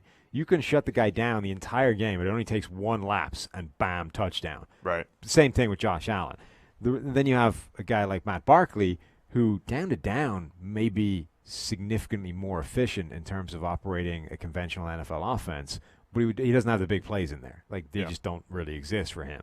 So I'm kind of fascinated. Like if in a week like this where you don't even know which one's starting, you kind of have to hedge your bets preparing for both. It's such a dramatically disparate duo to be preparing for. So the end. I was trying to round that up in a nice succinct finish, and I just had nothing, so I just stopped talking. I caught that. Yeah. Thanks for drawing attention to it. No problem. Mm-hmm. So anyway, on the other side, I'm thinking there's 2 things I really want to see here. The Titans have that defense. I always like to use the phrase "make it difficult on quarterbacks." They did that last week for Matt Ryan. They have that ability to kind of scheme up pressure, sim pressure, that type of thing, stuff that has affected Josh Allen in the past. And then on the other side, Mariota did a much better job of getting the ball out of his hands last week against Atlanta. But this week, can he get the ball out of his hands quickly when nobody's open? When the Bills cover extremely well. And I think when you look at sacks, right, we talk about this a lot, it's on the quarterback, but it's also on just the coverage unit. Basically, if you take away the first read as a coverage unit, you're increasing your chance of a sack just astronomically, right? Because then the quarterback has to go somewhere else. You're giving your pass rushers 1 extra second, 1 extra half second to win. So this is one of those games where I don't think Buffalo has a great pass rush, but I think their coverage unit could lead to 5 or 6 sacks of Mariota if he falls back into this whole, too slow to process. Yeah. Or, can't get through his progressions quick enough. I like it. That's a nice point. Yeah, thank you. Welcome. So who did I take here in this game? You all went Tennessee. Neil. So I'm using the thought process that I like Buffalo as a team, but they don't feel like the team that can be 4-1. They just don't feel like a 4-1 team in Buffalo. I'm using the thought process that anytime I'm trying to pick the Titans right now, it's basically a coin flip. Yeah, I kind of liked Buffalo, so I said, okay, Tennessee it is. Titans at home. Anyway, Arizona Cardinals. Little Kyler's coming to town here, coming to Cincinnati. We should go say hi. We should go size him up. How big are you, really? We should try and get it. I was going to say, we should try and get a picture of him stood next to you. Let's go stalk him. They come in tonight? Tomorrow? Let's go. You're what? Not tonight. You're listed 6'10", the same way he's listed 5'10". So he's a legitimate foot between the two of you. So that's like here, right? Yeah. Let's go test it out. Let's go stalk him at the team hotel. One of these teams most likely will pick up their first win. Yeah. Arizona at Cincinnati. The odds are definitely in that favor. So who finally wins that one of them will win a game. So the Bengals have no wide receivers anymore because they're all injured. Yeah. John Ross just wrecked his shoulder. A.J. Green is still broken. Like, there's virtually nobody left, right? They've got no offensive line. Like, Andre Smith, the human garbage can, as we talked about, he got hurt, and he was replaced by John Jerry. Billy Price comes in and gets, immediately makes Tyson Alualu look like Reggie White. Yeah. Like, bam, 1.5 grade sack right off the bat. Like, that offensive line, it was bad when they just had the starting 5, and now they're down to backups, like, almost across the board. It's horrendous. Like, through 4 weeks, the Rams is graded worse, but, like, going into week 5, I would be way more concerned about the Bengals offensive line. This Cincinnati offensive line. And if Arizona has done one thing well defensively, it's rush the passer, Chandler Jones. Right. And it's Terrell not like Suggs they're have done amazing pretty at well. that, but Chandler Jones should be able to feast on whoever is playing left tackle for the Bengals. Right. And Terrell Suggs is there. Like, they have players that should be able to absolutely victimize this Cincinnati offensive line. So now you're basically talking about, do they just hand the ball off to Joe Mixon 85 times in the game and hope he finds a crease? Like, is Andy Dalton really expected to turn into the ghost of Peyton Manning and just do the whole thing by himself? Yeah. I can't see a good route through to this offense doing anything. I mean, Dalton also becomes kind of the poster boy for that mid-tier quarterback, and he's probably in the bottom end of mid-tier now. Well, he was the guy who needs the situation right, like Kirk Cousins, right? He's got the worst, not the worst situation, but now it's maybe this week it is one of the worst. Yes. Right? Worst situations around him. It's really going to be tough for him to produce. But this would be, if Arizona's offense is going to break out, like I know it's an away game and all that stuff, but it would have to be this week, right? They should have some opportunities. Cincinnati's defense isn't nearly as bad as it was last year, right? Correct. Maybe not as bad. Maybe not. It's not as bad overall. They're still not great, but this would be the opportunity for Arizona to find some plays. They said Andy Isabella is going to play outside where he belongs now. Good. Hopefully they give him some reps there. But this should be the game where Arizona shows some signs of life, right? I mean, it should be. The Isabella thing is interesting because you would assume that the team that drafted him would know what to do with him. It doesn't feel like they do. Yeah. Like, they're basically being forced into playing him because the guys ahead of him on the depth chart got injured. And Christian Kirk's out, right? Yeah. The guy that, why do I always forget his name?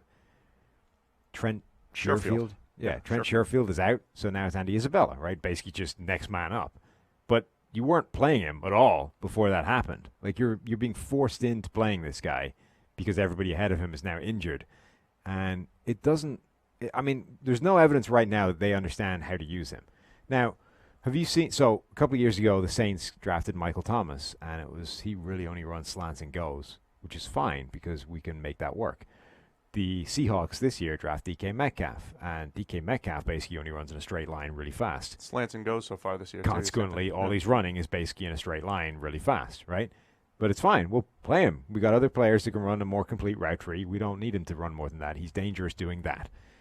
If Andy Isabella is nothing but a dangerous deep threat, you should find space to have him on the field and do that, particularly if your entire offense is based off 10 and 11 personnel.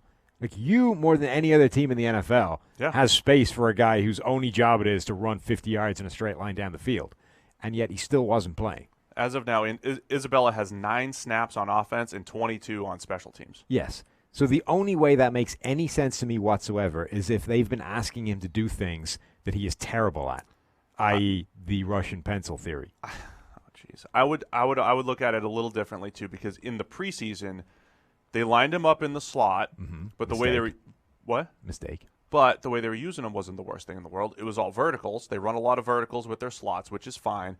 So they're running slot fades and back shoulders and all that stuff. And remember, we sat here and we said all of his positives and negatives came out here. He got, locked up on routes and he didn't handle press, but he got behind the defense that one time. Yeah. And it was great. So I think if you're an offense, sometimes coaches, I think they focus on, and this is kind of against what we do at PFF, they focus on, well, there's all of these plays that aren't that good, but there's those 3 where he can get behind the defense or whatever it is and create this big play.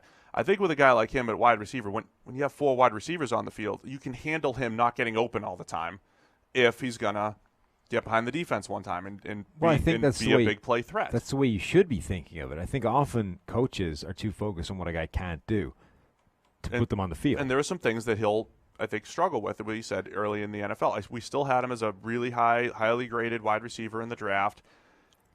Remains to be seen if he can do that. So, he should have some opportunities here. I mean, that's a huge thing I think to watch for is how they use him, what does he run, and is it successful? But at draft time, we said he is closer to Brandon Cooks than he is Danny Amendola. Yes. Don't make him a Danny Amendola, shifty slot-looking guy. Make him Brandon Cooks, outside vertical threat, who's going to disappear sometimes. The coach that was in the other day, I was talking to some other coach, actually, talking to like a Brandon Cooks and these deep threats that just kind of like disappear every now and again. And Cooks has that in him. Isabella could be the guy that like disappears a little bit, but then has that game where he creates some big plays. So see what happens here. That's what I'll be looking for. Okay. Get Andy involved here. Who are you taking? For some reason, I've taken the Bengals. Oh, I the don't hometown like guy. that at all. I'm taking Arizona Yeah, I like yours better than mine. because my analysis talking you into it. No, I don't think it is that. I think that I just hate. The doctor's calling me. Do I take this? No. I know we're live, but No, we don't listen to the doctor. Dr. Eager? Doctor can walk in here if he needs something. Eric. He's in the building. I don't know if he is. I think he might need a ride home or something. Well, then Did he can go? still wait. Did he go home early? I don't know. I'm curious. I want to know what he... Well, wait. It's unprofessional for me Yes. to answer, right? Okay. If he wants us, he can enter the podcasting room Dr. Eric Eager, Live if you on need air. us, you can come in and... and talk to us. He might not be here. He might have gone home early. Well, then definitely screw him. All right. You're If right. you Okay. left early, you don't do that at PFF. Stay late. But he went with Neil. Neil left early, too, so it's okay. Yeah, okay. All right. Denver Broncos at the Los Angeles Chargers. What you looking for, Sam? Well, so last week I wanted to see how they divided up the running back split. We screwed that up Melvin badly. Gordon was only available for emergency situations, Yeah. apparently. No emergencies at Miami. This week, we get to see how they divide up the running back split. And this week, it's even more interesting because Austin Eckler is basically the best graded running back in the NFL right now. He's right up there with Dalvin Cook. Like, amazing running the ball, amazing as a receiver. And now you're going to be like, all right, thanks, Austin. Take a seat. Melvin's back. Yeah. Which would seem harsh to me. This was another interesting, coach discussion that I had. We were watching. This might have to be like a new jar for you. How many I times was talking said to that? a coach this week. I just like when people agree with This is me. at least like 6 times in this podcast. Well, he really liked Ronald Jones. How do you like that? He Yeah. liked the game that he had. You Yeah, happy we had with a that? good game. But we were just talking about running backs, and we just said, and he was like, man, I just want to see them make people miss. I just want to see them do something above and beyond. I was like, wow, that's our running back grading, essentially. Yeah. Right? So Eckler has quietly, as a runner, and especially as a receiver, just gone above and beyond expectations with the ball in his hands. That's why he grades well. Yeah. I tweeted out the other day his stats. He's caught all 24 of his targets. He's forced the most missed tackles as a receiver, has 3 touchdowns. So, yeah, he still needs to be a big part of this offense. Yeah, and they need to genuinely think about what that breakdown looks like because obviously Melvin Gordon is a really talented back himself. But Eckler wasn't just like even last year when it was Melvin Gordon having a really good season, Eckler looked good in the role that he carved out for himself. Like he was Right. earning himself a larger role in the offense anyway. And now that Gordon was down or gone, he basically was a complete workhorse and didn't suffer any kind of drop off whatsoever. His production was exactly as good as it's ever been. In fact, if anything, he looked better. So now it's like, well, what do you do with that? You have 2 really talented backs now, one of whom is already dominating this season. Like you can't go back to being Melvin Gordon for 85% of the snaps and Austin Eckler whenever Melvin needs a breather. That would be genuinely unfair to Eckler. I don't think would actually be doing you any favors on offense. I don't think you're better doing that. So, I mean, this should look more like a 50-50 split of, just platooning the backfield. How about some 20 personnel? 2 backs, 3 wide receivers, no tight ends out there. Nobody's Mix them able to both. do that properly, though. I think New England's one of the teams that can do it when they don't have a tight end to actually play with. But most teams you want to have the tight end there because you do have more of that. Are they going to run? Are they going to pass? Usually if you put 2 backs out there, it's like, well, it's not like Melvin Gordon's going to play fullback and lead block or anything like that. But in passing situations, he can do stuff like that. So Okay, I just discovered what the doctor wanted, by the way. Oh. Apparently Neil's wife needs back in the building, and Eric's not here. Oh, I'll go get her. No, don't do that. Someone else will deal with it. Oh, okay. Sorry, Claire. Yeah. Public apology to Claire. You can't get in. Yeah. But these are the things that happen when you're live on That's air. live. Yeah. Look. Ethan, your mom's trying to get into the building. You can go get her. Just go. You can do it. This is high-level podcast. See if we can handle this without him. This is so professional. This What is how if we you do break it. some? Don't touch a button now, because the guy that runs this thing has just left. Are we still live? He just Yeah. Don't that okay? touch anything. Okay. Okay. When the networks come calling, we'll clean this up. Yes. Like the professionalism, we'll clean it up. This will but be for edited to perfection. It's our own by the YouTube end of channel. this. We could do this. So anyway, we're just having some fun. What did you wanted to see nothing in this game, according to you? No, I thought of it. It's for the Broncos. Is there going to be a fire sale if they lose this game during the game? Probably not. I want to see the last time. Is this going to be the last time we see Emmanuel Sanders, Chris Harris? Is this the last time we're going to see some guys in Broncos uniforms? I want to see them like line them all up in the center field at halftime, just like an auction. Like these guys, low prices. They all got to go today. So this is the final time you're going to see them in a Denver uniform. Do I hear second round? Second round? I'm looking for a second rounder here. Who give me a fifth for Emmanuel over here? Fifth round? Got it. Lady over there is offering a fifth, Steve. Well, the Chargers are going to have the first bid. Who will beat it? Who will give me fourth? Can I hear four? What if the Chargers are like, man, we could use Chris Harris. We're just going to come on over. It's just, I'm telling you, they're going to line them all up in midfield. There's going to be a guy with a mic in the PA system just auctioning them off. Yeah. Telephone bidders for the other 31 teams. We got a second on the phone. So Joe Flacco, of all of the issues in Denver, Joe Flacco hasn't been he's been all right. middle of the road quarterback, 15th or 16th in our grades. He's been all right. Everything else has been not good, but it's just they don't have a good roster. I was not very bullish on them coming into the season. So I think do they flip into rebuilding mode and just try to stock up on draft picks and see what happens? That's what I want to see here. It's interesting because they should, right? But I think they should. They don't feel like a team. I don't know if the decision makers in Denver feel they have that luxury. You know what I mean? Like there's some teams you're like, okay, clearly we're in rebuilding mode now. Let's blow it all up. Let's start over. And everybody's happy with that. Denver doesn't feel like a team where the people in charge feel like they have the necessary standing to be able to say, right, yeah, you know what, we need to destroy this whole thing and rebuild. It's going to take a couple of years. Bear with us, please. The group did come into the season saying, hey, this looks like this is peak Joe Flacco. This is the guy. I mean, this is the same Joe Flacco that which could be true. To be fair, Flacco's played better than he played for a long time. But it's also just not been good. Not assessing the fact that even peak Joe Flacco wasn't that good. That's the problem, right? It's like, bit of a run. He's probably better than everyone thought he was going to be, and it's still not good enough. Yeah. For anything you want to do. Yeah, so what's the plan? That's why I was not loving the Broncos coming into the year. Yeah, and like their defense has taken pretty significant steps back.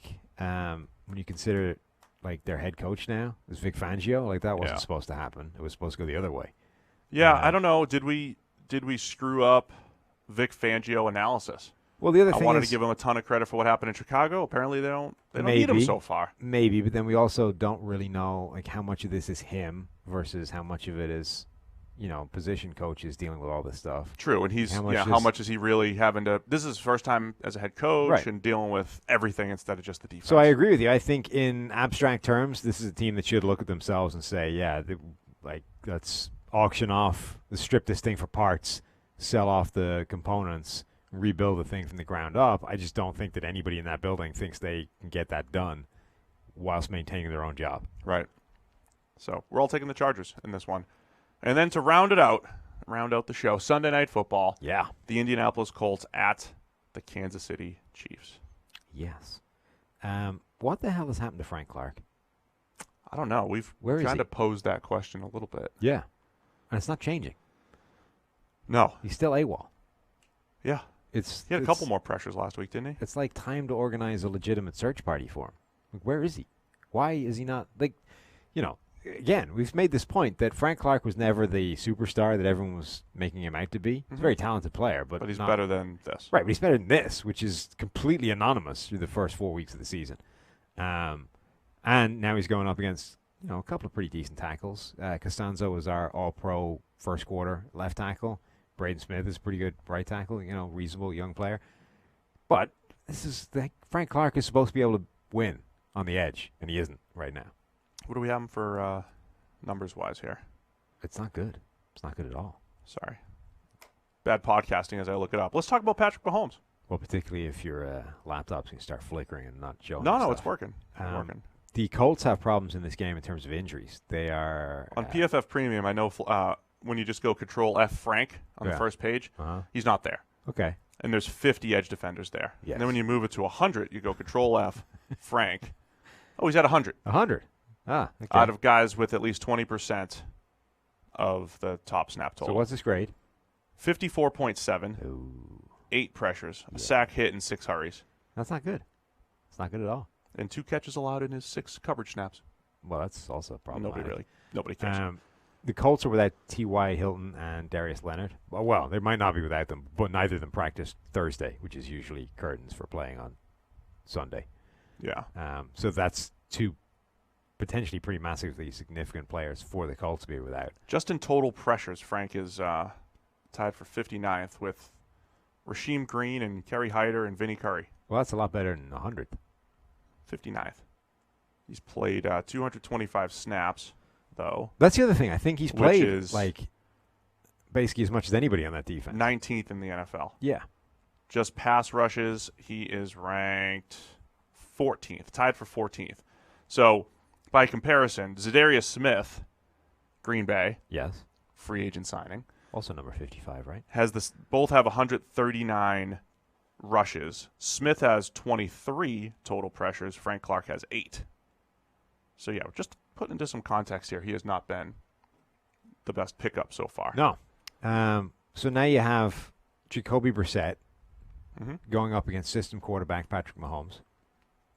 How do you think that's going to shake out? What happened this week with the system quarterback thing? Why do people misunderstand stuff so much? I think because a lot of people are stupid, to be honest. Come on. We got millions of listeners here. We don't want to lose some. I'm not saying there's a chance that some of our listeners. Our listeners are smart people. Oh, That's okay. why they listen to us. I'm just saying a lot of people out there are stupid. So not the millions listening No. here, but some Look, other. Okay. Our fans are very smart, but Yeah. a lot of people out there in the general world are very, very dumb. And you don't need to go far to see evidence of And that. you found him. I didn't find him. Mike found him. Renner. Mike Renner went on Good Morning Football, and at some point they asked him about Patrick Mahomes and the fact that we do not have him right now graded number 1 in the NFL. Mike said that, and he said, I think we need to be talking more about how this offense is scheming people up at a greater rate than we've ever seen. He has more throws to people with greater than a step of separation than, anybody. And laid out this thing. So they posted this social media clip. It's like 37-second clip of his 10-minute segment, right?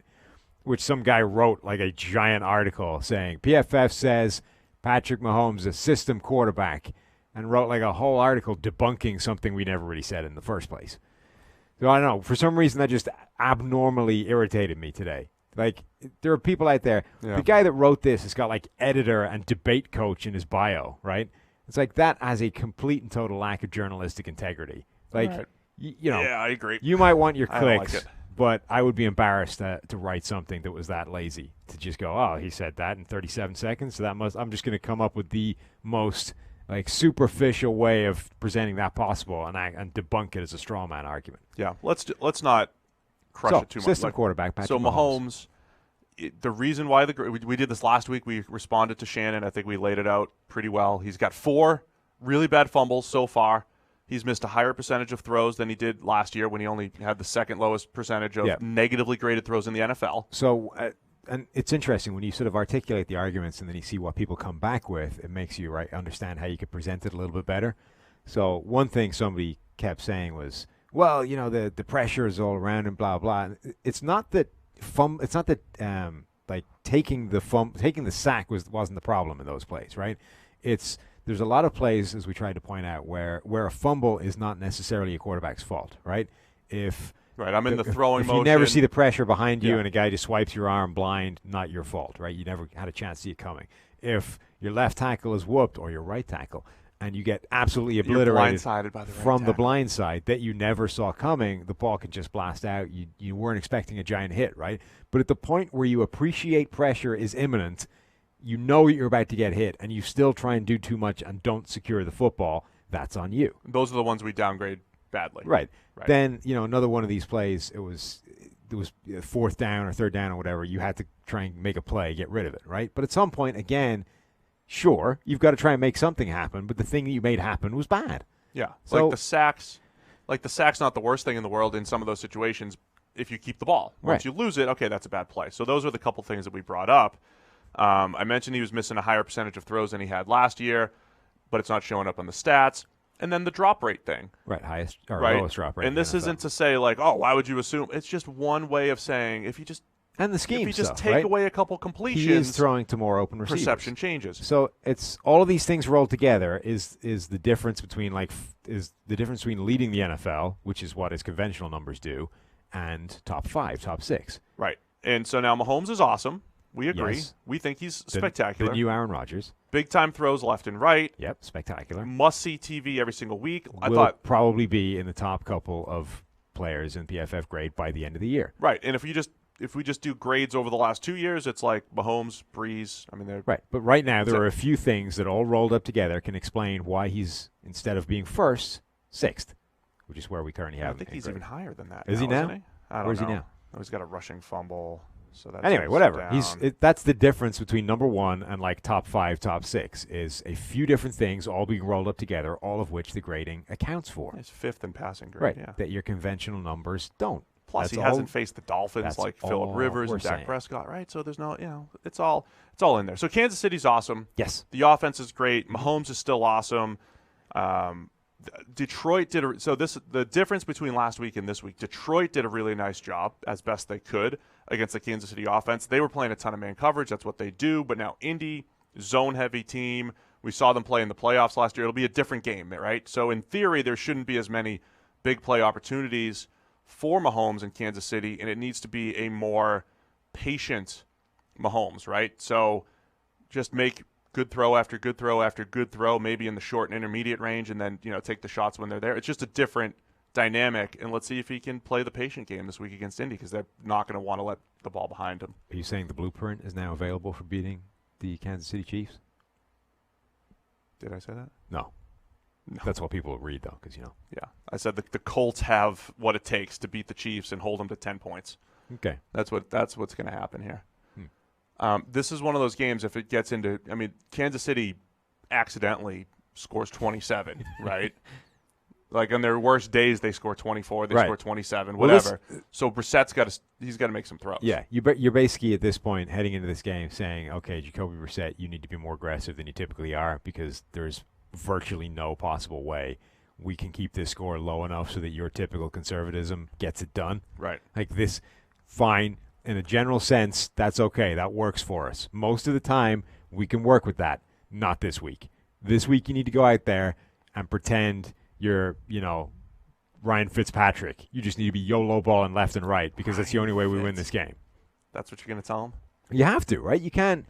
I genuinely think there has to be some scenario where you're like, look, 90% of the time, we are fine with your brand of conservatism and low-risk football. But this week, that does not get it done. And we know it doesn't get it done going in. So we're going to need you to be way more aggressive this week. And if you throw an ugly pick because of it, that's fine. That's on us. It's our fault, right? We're telling you to do this. We need you to be more aggressive. So go out there and just start slinging it. And you just have to live with the fact that that's probably going to Like what Stafford did last week against Right. Kansas That's City. the only way to do it because it's like that idea of, when you're the underdog, you have to play more aggressive because if you play conservative, you just lose because they're better than you. So that's the same idea here. The Chiefs are probably going to score 30, at which point the only way we win this game is if you score more than 30. And if you play the way you typically play, that won't happen. Jacoby. Justin Houston revenge game? Justin Houston revenge game. Every preseason we try to use the preseason for something, and we were on here like, hey, the Colts are trying to play more man. They're going to do it. Didn't happen. Second most zone in the NFL so far this year. Why do teams do that? Why would you spend the entire preseason playing man coverage and then just go back? I think, maybe they're stealing the whole Belichick thing. Like you don't really know what your team is, and you actually use training, not so much. You use training camp and preseason not to hone in on what you want to do, but what you think you just try what you can do, see what you can do. Can we play man? Are we equipped? Maybe they didn't cover as well as they thought they could. I don't know. But we're all taking Kansas City, Sunday Night Football. Yeah. Maybe they're going to pull out some cover one this week Maybe against the Chiefs. Do they try to duplicate Detroit's game plan? We will see. There's a lot to watch. Week 5 in the NFL. Thanks to everybody for tuning in. We'll be back on Monday. Yep. Reviewing the entire week. Don't forget PFF, podcast at pff.com. Podcasts plural. At Multiple podcasts PFF.com. at PFF.com. Send us the screenshots of your PFF Elite purchases, and we'll get Sam to sing in a little bit. In Elite, that's what you need. Where all the grades we're using, that's what you guys would have access to with PFF Elite, so go check it out. Also, song suggestions. Oh, yeah, suggested songs. What do we want Sam to sing? How about just a nice little national anthem? I don't know our national anthem. It's in Irish. I don't know the words. No, American No, I'm national not saying your national anthem. Come on, man. You want to... It's like your third year here. Like, come on. I'll do that when I do the citizenship thing. Ooh. All yeah. right. Nah, like, it'd be too presumptive right now. in like 10 years. Yeah. Yeah. Right when now, Sam it would becomes be- a citizen in 10 years, we'll get to hear him sing the national anthem. But until then, give us some other songs for him to sing. I hear music in my ear. I think we're out. See you guys. Everyone in the booth just disappeared.